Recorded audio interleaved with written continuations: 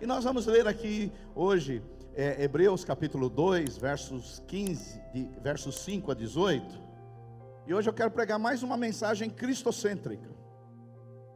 Vocês não estão enjoados não, né? Aleluia. E tem irmãos que vai enjoando de Cristo. É porque ele está empanturrado com o mundo. Quando ele está empanturrado com o mundão, aí Cristo não cabe mais, está tão cheio de mundão nele. Mas quando ele se esvazia dele e olha para Cristo, ele quer mais de Cristo. E hoje eu quero, o tema da mensagem cristocêntrica é: por que Jesus sendo Deus teve que se encarnar? Essa é uma pergunta pertinente. Hebreus capítulo 2, ele nos dá 4 respostas para essa pergunta. Por que Jesus, sendo Deus, ele teve que se tornar homem? Hebreus capítulo 2, a partir do verso 5, diz assim: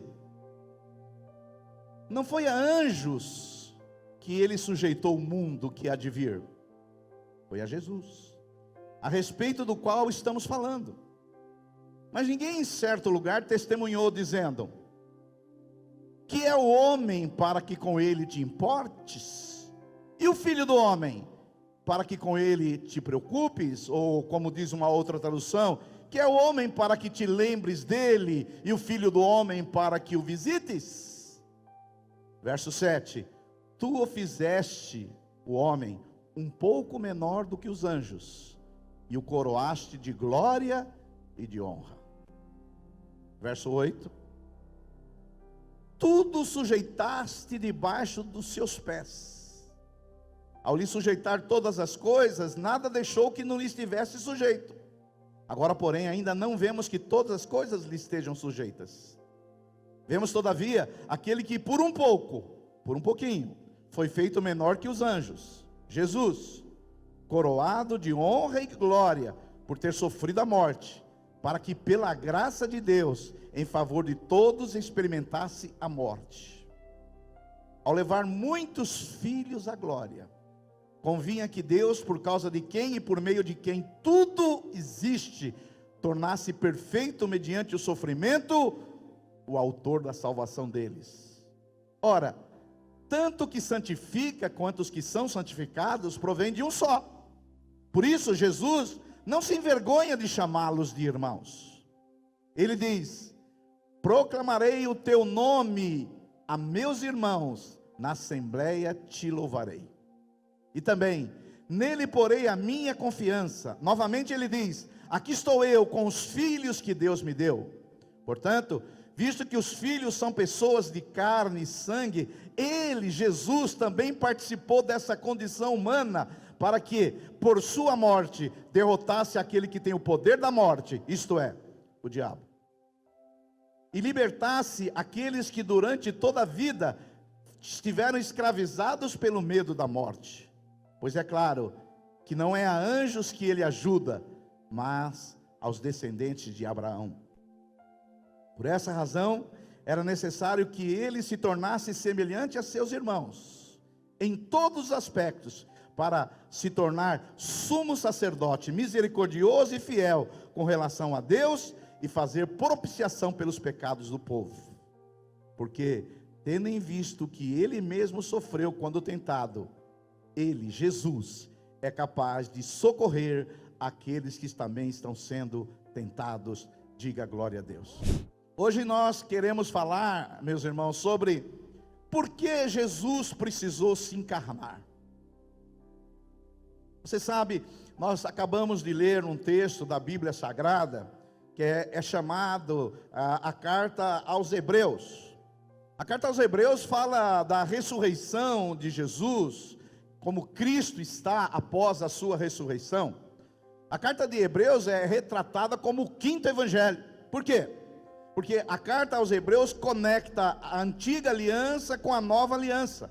O autor de Hebreus, que nós não sabemos quem é, alguns acham que foi Paulo, mas não há documentos históricos que afirmam isso. O autor de Hebreus, ele faz uma conexão entre o Velho Testamento e o Novo Testamento.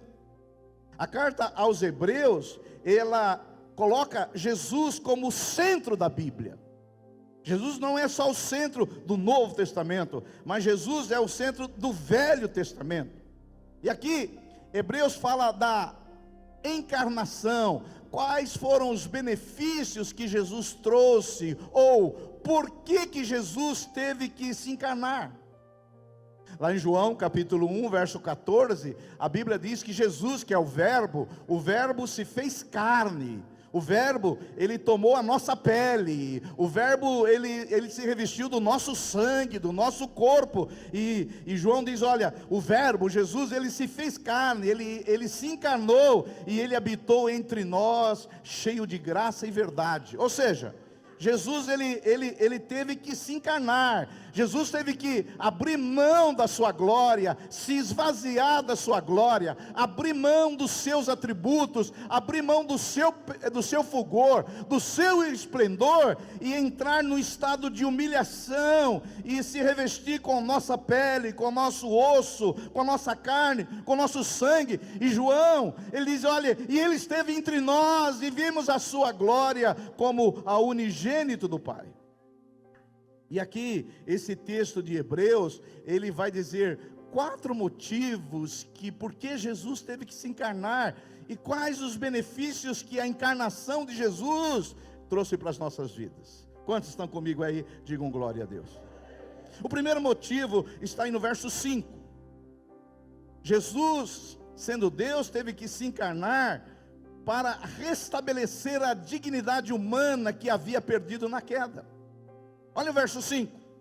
Pois não foi a anjos que sujeitou o mundo que há por vir, sobre o qual estamos falando.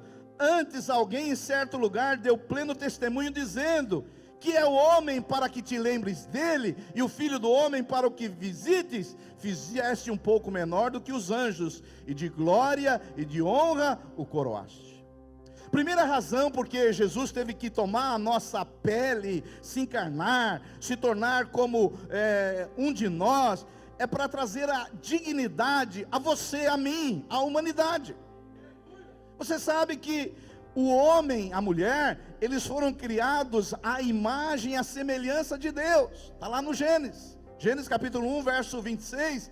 Deus criou o homem à sua imagem, à sua semelhança, não física obviamente, mas a sua semelhança moral, santidade, amor, justiça, essa moralidade do divino. O homem foi criado semelhante a Deus, não igual a Deus, mas semelhante a Deus. Mas em virtude do pecado, da queda, lá no jardim do Éden, pela desobediência do homem, essa imagem e semelhança que o homem tinha de Deus, ela foi ofuscada, ela foi enlameada, e hoje o homem não é mais a imagem e semelhança de Deus como ele era. Ele tem alguns traços da imagem, a semelhança de Deus, ele tem algumas coisas parecidas com Deus, mas ele não é como Adão era lá no Éden, era parecido, semelhante a Deus.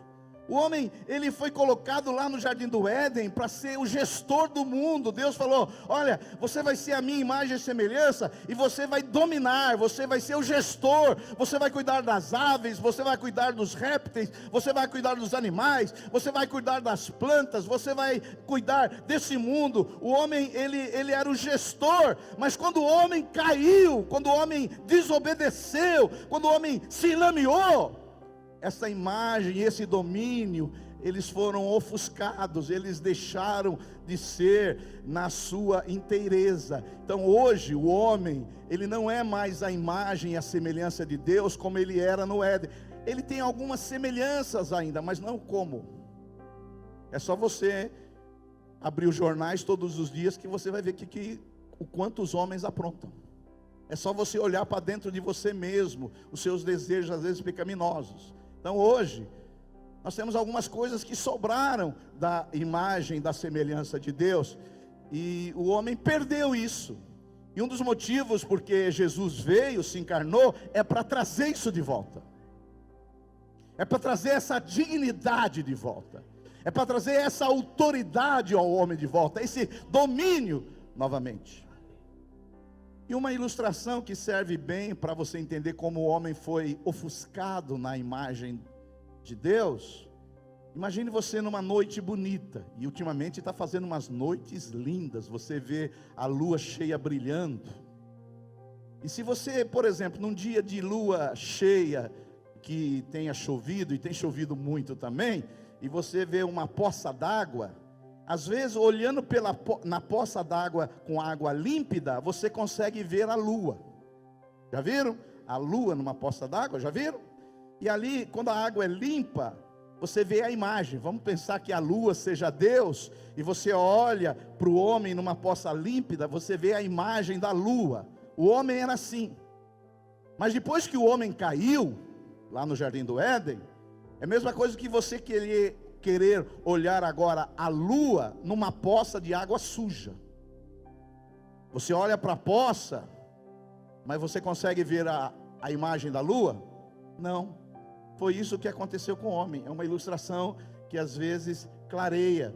O reflexo hoje não é mais nítido, não porque a lua perdeu o brilho, mas porque a água está suja e poluída. Da mesma forma, o homem foi poluído pelo pecado. Eu e você fomos poluídos pelo pecado. E hoje as pessoas às vezes elas olham para a humanidade e falam: mas é isso aí que é a imagem e a semelhança de Deus? O cara batendo na mulher, isso aí é a imagem e a semelhança de Deus. Hoje tem mulher batendo no marido, isso aí é a imagem e a semelhança de Deus. Os caras brigando no trânsito, isso é a imagem e a semelhança de Deus. Gente roubando, isso aí é a imagem e a semelhança de Deus.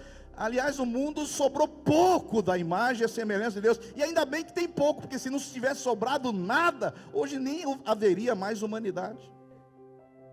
Mas sabe qual é a boa notícia? A boa notícia é que Jesus se encarnou para resgatar, para restaurar essa dignidade, porque a dignidade do homem era muito, porque a Bíblia vai dizer assim, que o homem, o Salmo 8, é repetido aqui por Hebreus, ele vai dizer assim, da glória do homem, ele vai dizer assim: olha Deus, olha, que é o homem para que te lembres dele, e o filho do homem para o que o visites. No verso 7 diz assim: fizeste um pouco menor do que os anjos, e de glória e de honra o coroaste. O homem foi criado com glória e com honra. E Deus quer resgatar isso na humanidade hoje, a glória, a honra e o domínio. E como que Ele faz isso? Ele faz isso colocando, através da morte de Jesus, que Ele veio aqui, morreu, o Espírito Santo entra na sua vida e vai te transformando de glória em glória, para que cada dia você deixa essa imagem ofuscada de Deus, e cada dia você se pareça mais com Cristo Jesus. Quantos podem dar um glória a Deus aí? Aleluia, aleluia. Quantos podem dar o glória a Deus? E esse privilégio de vir aqui, morrer, ressuscitar e mandar o Espírito Santo, a Bíblia Sagrada diz que Deus não deu a anjos. Olha só o verso 5: pois não foi dado a anjos que sujeitou o mundo que há de vir, sobre o qual estamos falando. Essa honra Deus não deu a nenhum anjo, não deu a Gabriel, não deu a Miguel, não deu a nenhum serafim, nenhum querubim. Essa honra Ele deu a Jesus. Jesus se encarnou para quê? Para resgatar a nossa dignidade. E hoje nós podemos viver de uma maneira mais limpa, mais digna, mais parecida com Jesus, viver para a glória de Deus. Hoje há uma glória na sua vida por causa de Jesus. Diga aí para o seu vizinho: há uma glória na sua vida por causa de Jesus. Imagine você sem a glória de Jesus na sua vida. Imagine como você era antes sem Jesus. Imagine o que você fazia antes sem Jesus. Mas Jesus veio para quê? Para resgatar a nossa dignidade, para restaurar a nossa posição, para que, se nós não somos perfeitos, mas nós também não somos o que éramos, porque nós já fomos transformados de glória em glória, segundo a imagem de Jesus. É verdade, nós não somos o que nós gostaríamos de ser, mas também não somos o que nós éramos, porque aquele que começou a boa obra em você, Ele está trabalhando na sua vida, para que você se torne semelhante a Jesus de Nazaré. Aleluia, isso é maravilhoso. Esse é o maior projeto de Deus em nossas vidas aqui na sua terra. Não é o seu casamento, não é a sua carreira, não é a sua prosperidade, não, é formar Cristo em você. Deus veio trazer essa dignidade a nós. Deus veio trazer esse brilho, essa honra, essa glória. Por isso, mulher, se o seu marido for levantar a mão para você, fala: não, você não levanta a mão para mim não. Deus me colocou numa posição de glória e de honra. Há uma glória na minha vida, há uma glória na sua vida. Deus, Ele restaurou na pessoa de Jesus, e o ápice disso vai acontecer quando você morrer, ressuscitar e ter um novo corpo. Aí você vai ser igualzinho a Jesus, como tal Ele é, nós seremos. Dá um glória a Deus por isso. Não é maravilhoso? Pensa em quem você era antes. Pensa o que você fazia antes. E se Jesus não tivesse vindo? Você caminharia a passos largos para o inferno. Onde você estaria se Jesus não tivesse vindo? Mas pela graça dele, nós estamos nesse processo de transformação, de restauração. E um dia, a Bíblia Sagrada diz que tal como ele é, nós seremos. Não é maravilhoso isso? Tal como ele é. Aleluia. Então Jesus, o primeiro motivo, segundo Hebreus, Jesus se encarnou para restaurar a nossa dignidade. Segundo motivo que a Bíblia Sagrada diz, porque Jesus, ele se encarnou. Jesus precisou se encarnar para conduzir muitos filhos à glória e à salvação eterna. Olha só o verso 10 do capítulo 2.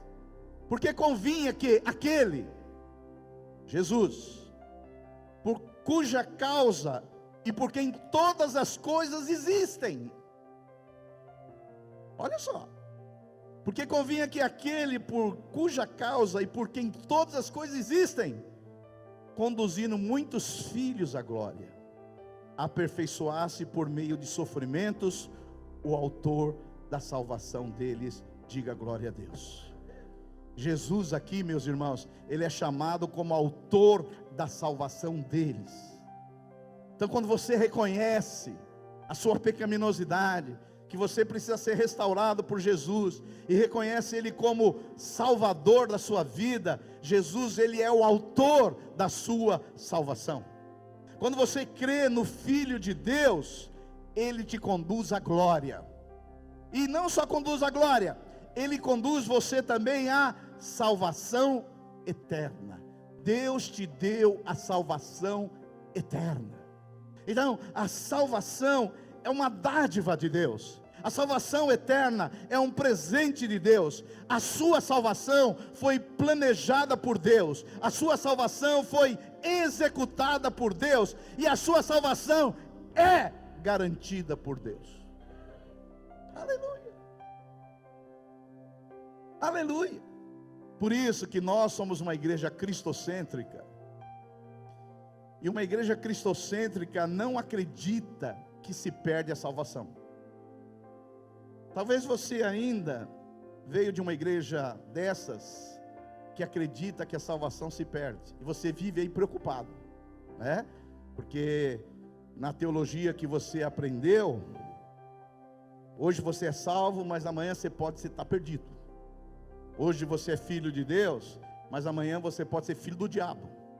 Hoje você é filho do amor de Deus, mas amanhã você pode ser filho da ira de Deus. Olha, irmão, vou falar para você, uma teologia dessa é para o cara ficar esquizofrênico.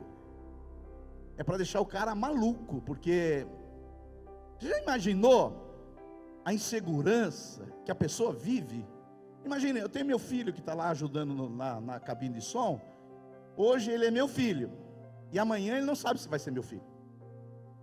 Porque amanhã vai dar um ataque no pai dele, que nunca dá, graças a Deus.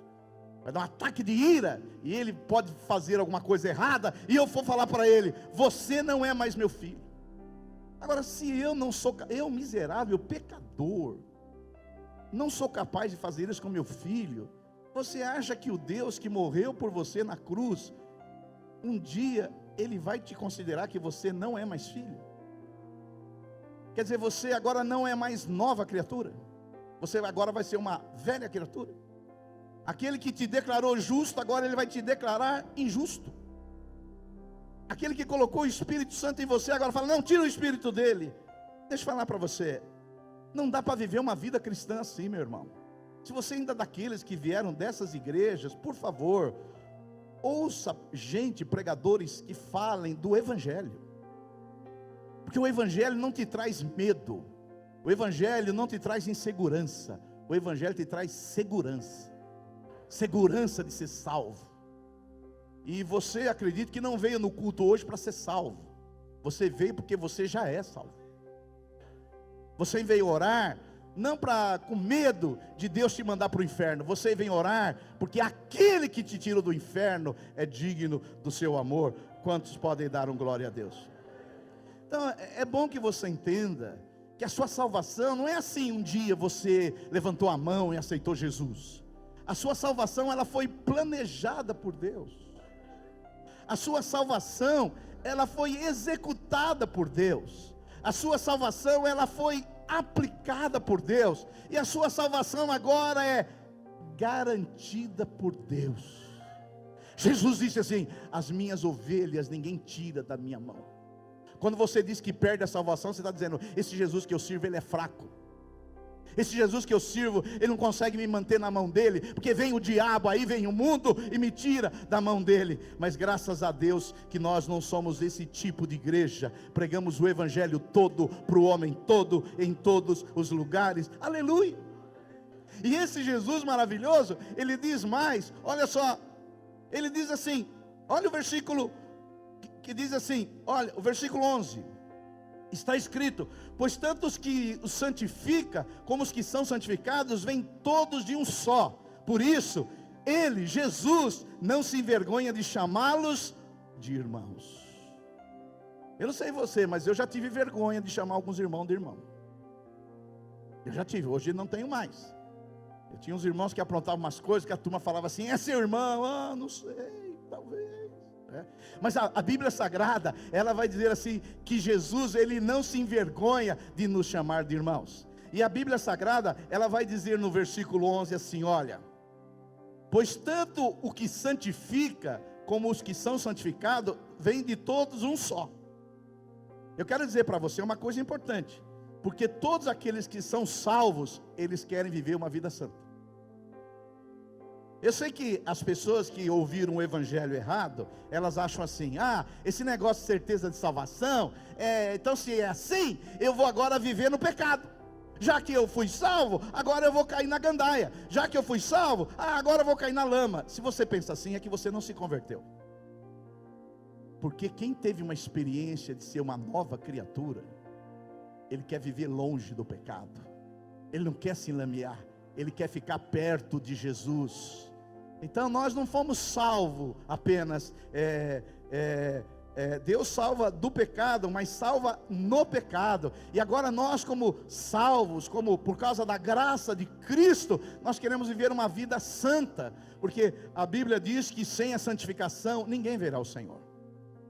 E lá em Efésios capítulo 1 verso 4, diz assim: assim como Deus nos escolheu nele, antes da fundação do mundo, para sermos santos.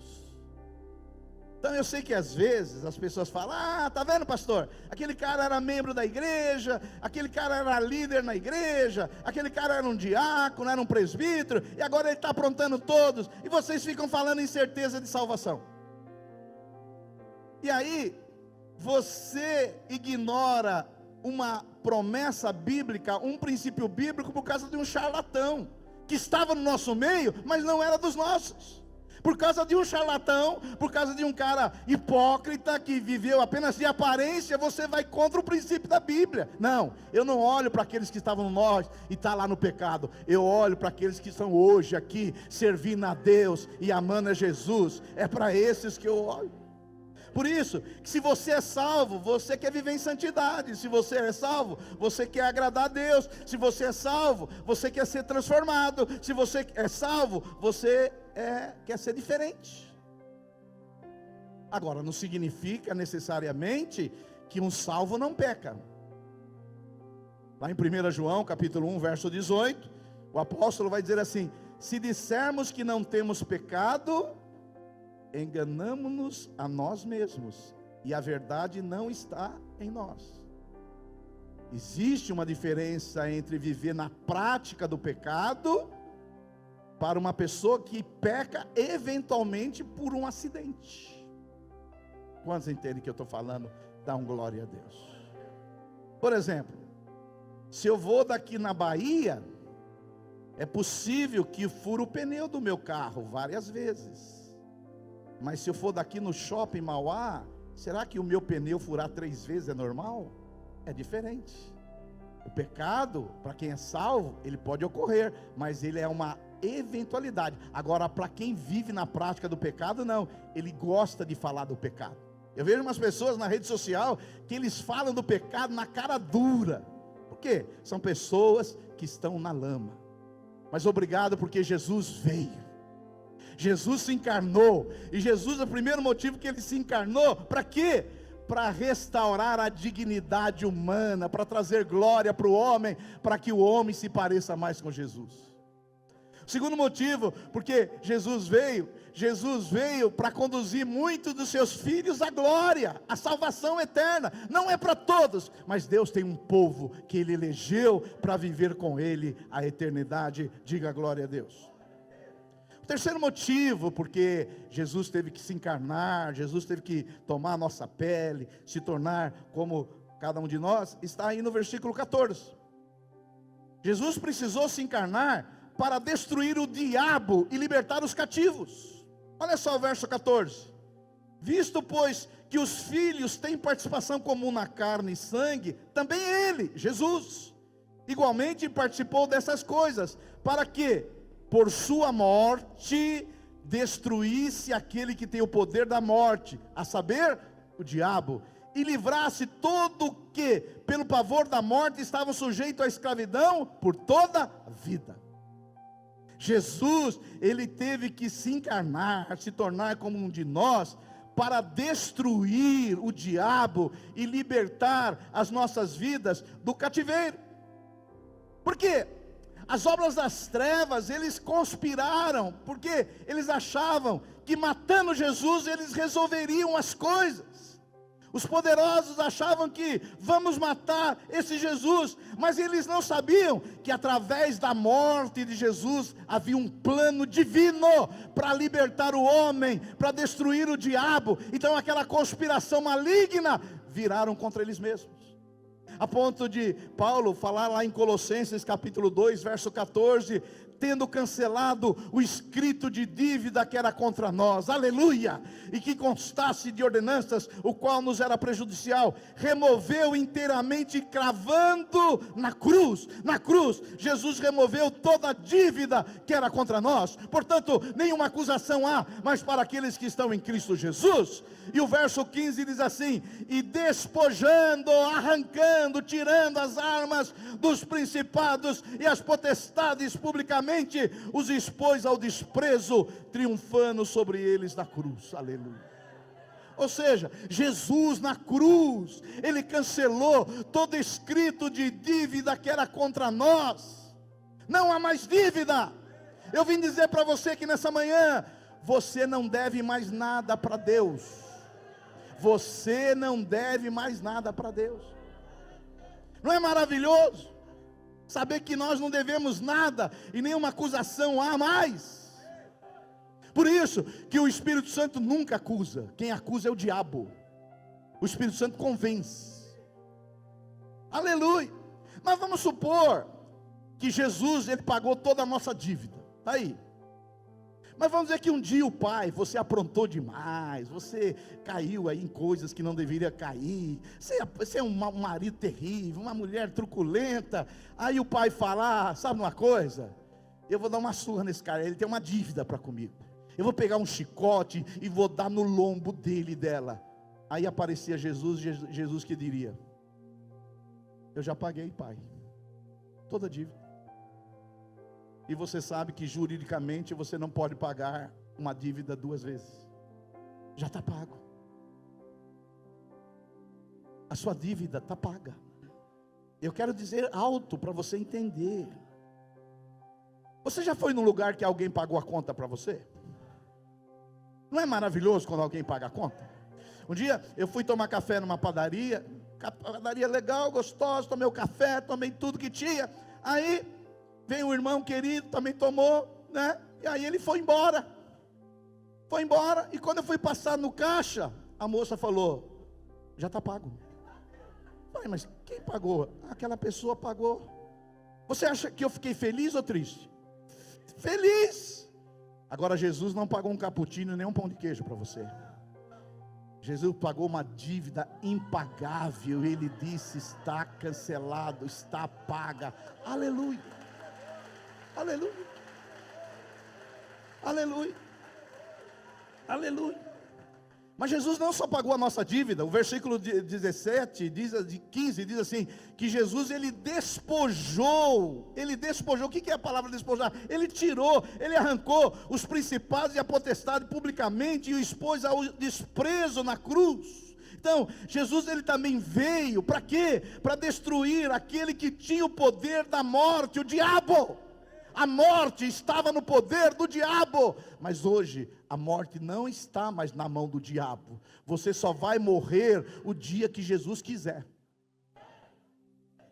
Jesus ele despojou, ele arrancou essa autoridade do diabo. Jesus ele veio para vencer o diabo. Jesus veio para destruir o diabo. Jesus veio para destruir o diabo. Pastor, mas se Jesus destruiu o diabo, mas parece que o diabo ainda anda aprontando. É verdade. Não confunda destruição com aniquilamento. O diabo, ele foi despojado, ele está vencido. Judicialmente ele está vencido. Um dia ele vai ser lançado no lago de fogo com o falso profeta anticristo. Mas ele ainda não foi aniquilado. É só você olhar para o mundo. Às vezes é só olhar para o seu marido. Às vezes é só você olhar para a sua mulher. Às vezes é só você olhar para o seu filho. Porque a palavra de Deus, lá em Efésios capítulo 2, verso 2, diz que o diabo atua nos filhos da desobediência. O diabo atua. O diabo foi destruído, mas ele tem algum poder ainda. E esse poder vai ser destruído quando ele for lançado no lago de fogo. Paulo afirma que o diabo atua nos filhos da desobediência. Por isso, você moça crente, você vai casar com um cara não crente, seu sogro vai ser o diabo. Estou dizendo para você. Ah, pastor, essa mensagem é muito dura. Então casa, tem o diabo como sogro. Paulo também, ele diz lá em Efésios 6:11, para a gente ficar firme contra as ciladas do diabo. O diabo tem ciladas. Paulo também vai dizer lá em Efésios 6, que a nossa luta não é contra carne e sangue, mas contra principados e potestade, contra os dominadores desse mundo tenebroso. Ou seja, o diabo ele foi destruído, ele foi derrotado, mas ainda ele não foi aniquilado. Mas eu quero dizer para você, se você nasceu de novo, o maligno não pode tocar mais na sua vida. A Bíblia diz que o maligno toca nos filhos da desobediência. Você é um filho da desobediência? Não, você desobedece às vezes, que nem eu, mas não é um filho da desobediência. Os filhos da desobediência é aqueles que o Espírito Santo já mexeu na vida deles e eles continuam sendo rebeldes, incrédulos contra Deus. Esse o diabo mexe na vida deles, mas você não. Você é nascido de Deus e o maligno não mais toca. Pode fazer macumba contra você, não tem mais problema. Pode aparecer a loira do banheiro, que não tem mais problema. Pode vir o saci pererê, que não tem mais problema. Se tem uma coisa boa que os evangélicos fizeram no Brasil, para quem é mais velho convertido, é porque quando nós éramos garotos, tinha muito mula sem cabeça, saci pererê, lobisomem, boitatá, a loira do banheiro. Meu pai morava ali na região de Ribeirão Preto, e ele falava que ali nos canaviais aparecia lobisomem, aparecia uma cabeça vermelha. Mas depois que o interior de São Paulo foi muito evangelizado, hoje tem muitas boas igrejas gloriosas, esses sumiram tudo. Você viu falar mais da loira no banheiro? Se o seu marido falar de loira no banheiro, fique esperto. É outra coisa. Por quê? Porque o diabo, na vida do crente, não tem mais Poder nenhum. Acabou. Acabou. Pastor, e esses barulhos que eu ouço? Isso aí você precisa procurar um psicólogo. E essas vozes que eu ouço, procura terapia. Procura um remedinho de faixa preta, porque se você nasceu de novo, você não tem mais nada a ver com o diabo. O seu foco é Cristo. Cristo é o foco da sua vida. E na cruz do Calvário, Ele subjugou todo o poder do diabo, e ele não tem mais poder sobre a sua vida. Aleluia, aleluia. Isso é maravilhoso, irmãos. Isso é maravilhoso. Então Jesus, ele veio para destruir as forças do diabo. O diabo não tem mais poder nas nossas vidas, e nós hoje somos livres para servir a Deus. Aleluia e glória a Deus. Mas o quarto motivo porque Jesus veio é o mais importante para você hoje. Eu estou sendo que nem aquele pessoal do YouTube. Você tem que ouvir a última coisa. Ele vai falando, mas você não pode desligar o vídeo sem ouvir a última coisa. Primeira razão porque Jesus veio para restaurar a nossa dignidade. Hoje você pode se parecer com Jesus. Segundo motivo porque Jesus veio, Ele veio para te conduzir à glória e trazer a salvação eterna. O terceiro motivo porque Jesus veio para destruir o poder da morte e do diabo em nossas vidas. E por último, o último motivo porque Jesus veio em Hebreus, Jesus precisou se encarnar para hoje Ele poder ser fiel e misericordioso para com você. Olha só o verso 16. Pois Ele quem? Jesus. Evidentemente não socorre a anjos, mas socorre a quem? A descendente de Abraão. A descendente de Abraão é quem nasce lá em Israel? Quem é o Israel de Deus hoje? A igreja. Por isso mesmo convinha que em todas as coisas se tornasse semelhante aos irmãos, se tornasse semelhante a mim e a você. Jesus se tornou semelhante a mim e a você. Para quê? Ei, para quê? Para ser misericordioso. Para ser o quê? Misericordioso. Porque se Jesus não tivesse tomado a forma humana, como Ele saberia as tentações que você passa? Olha o verso 18. Pois naquilo que Ele mesmo sofreu, tendo sido tentado, é poderoso para socorrer os que são tentados. Sabe por que Jesus veio? Que se Jesus não tivesse vindo, quando você ia orar, Senhor, socorro, estou sendo tentado, Jesus falaria, não sei do que Ele está falando, isso aí é frescura. Você já sentiu uma dor, e sentindo muita dor, e a pessoa fala, não sei do que você está falando. Você sabe qual a pior dor que tem? A pior dor que tem é a dor que a gente sente. Essa é a pior dor. Agora sabe por que Jesus veio? Para Ele se tornar em figura humana, para Ele sentir o que você sente, para Ele pensar o que você pensa. E a Bíblia Sagrada, no verso 18, vai dizer que Ele foi tentado em todas as coisas. Deixa eu perguntar para alguém aqui, você já foi tentado? Deixa eu ver quem não vai levantar a mão. Deve ser anjos aqui, querubins, serafins, porque quem não foi tentado, ou o Senhor tem que arrebatar, né? Porque já não tem mais nada o que fazer aqui, não é mais tentado. Agora Jesus, meus irmãos, Ele veio, se encarnou, se tornou como um de nós, se tornou gente, para quê? A Bíblia Sagrada vai dizer aqui, para socorrer, coloca o verso 18, olha assim, para quê? Fazer o quê, irmãos? Socorrer. Eu não sei você, mas às vezes nós precisamos de socorro. Socorro! Socorro, Deus, João! Socorro! Eu estou querendo matar esse irmão, socorro! Eu estou querendo empurrar minha mulher, que ela fica na frente da televisão quando passa o jogo do Corinthians, socorro! Isso é só uma ilustração, hein? Minha mulher não faz isso, ela é uma santa piedosa.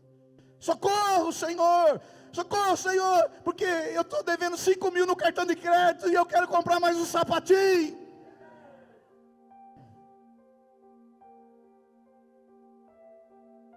E alguns ainda fazem assim para mim. Então Jesus, Ele veio, preste atenção, isso é a parte mais importante dessa pregação. Ele veio para que quando você for tentado, Ele vai te socorrer.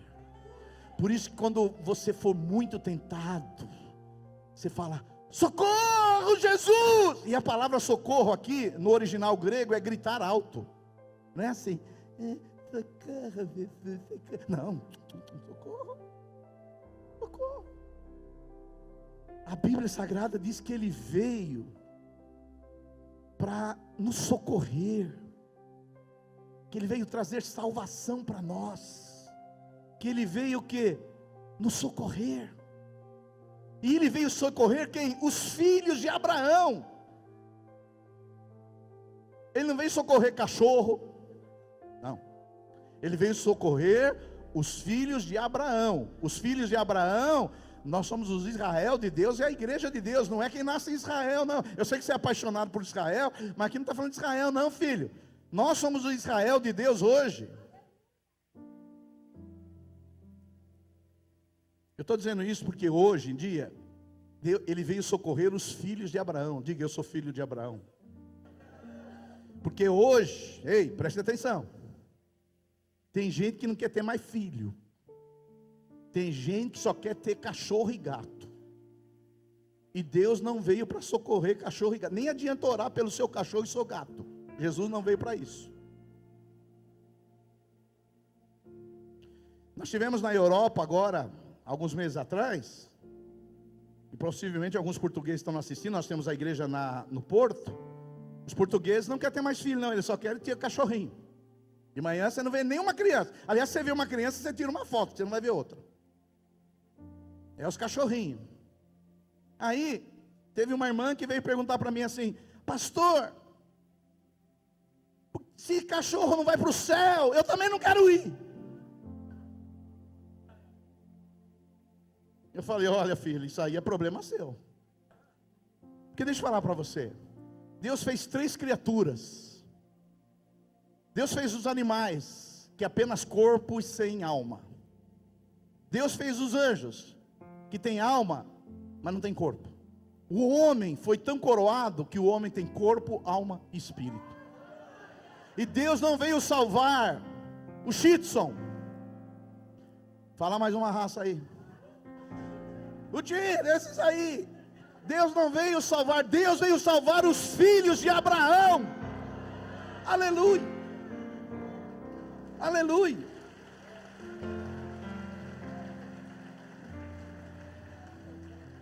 Por isso eu quero encerrar com você hoje. Jesus, Ele veio para te socorrer. Toda vez que você for tentado, haverá uma provisão de Jesus para você vencer a tentação. Você já foi tentado a ponta do seu olho assim, ficar puxando? Então, aí. O que você tem que fazer? Socorro, Jesus! E Jesus vai dizer para você, eu já passei por isso, e eu vou dar a provisão para o seu livramento. Pastor, e se eu cair? Se você cair, Jesus vai estar do seu lado, estendendo a sua mão para te levantar, porque o cair é do homem, mas o levantar é do Senhor. Fica de pé no seu lugar. Esse Jesus é maravilhoso, esse Jesus é glorioso, esse Jesus nos abençoa muito. Vamos exaltar esse Jesus.